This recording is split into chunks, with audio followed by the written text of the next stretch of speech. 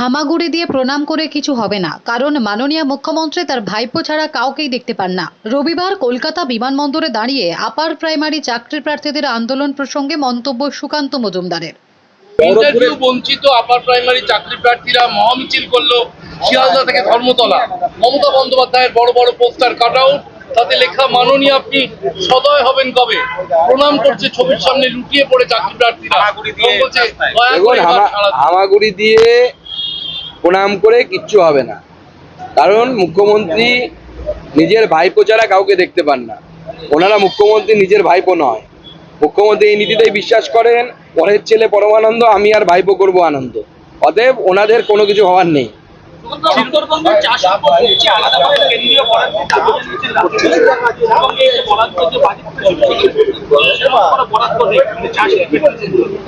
তা দেখুন, আমাদের সাংসদরা খুব অ্যাক্টিভ, তারা তাদের এলাকার দাবি দেওয়া নিয়ে সবাই তারা মাননীয় প্রধানমন্ত্রী সহ মাননীয় অর্থমন্ত্রীর কাছে আবেদন করছেন। কিন্তু চা বোর্ডের নতুন প্রকল্প আসছে এবং এবার ঘোষণাও হয়েছে, আপনারা ভালো করে মাইনিউটলি লক্ষ্য করুন। আসাম এবং পশ্চিমবঙ্গে ডুয়ার্সের চা বাগানের চা শ্রমিকদেরকে আগামী দিনে এই প্রকল্পের আওতায় আনা হবে। গত কয়েকদিন আগে আমি নর্থ ইস্টার্ন স্টেটের একটি মিটিংয়ে বসেছিলাম, যেখানে 10% জিবিএস মিটিং বলা হয়।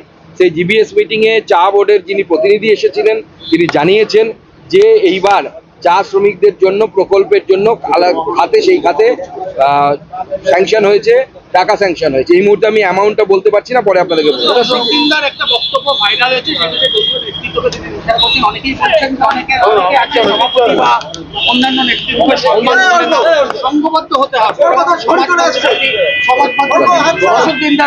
বিজেপি বিধায়ক দেখুন, প্রথম কথা হচ্ছে আমার নীতি, আমি আগেই বলেছি পার্টির নিয়ম নীতি হচ্ছে, আপনার অসন্তোষ থাকতে পারে, আপনি আমার সাথে একমত নাও হতে পারেন, অন্য কারোর সাথেও দ্বিমত হতে পারেন, আপনার সমস্ত কিছু আপনি পার্টির মধ্যে বলুন।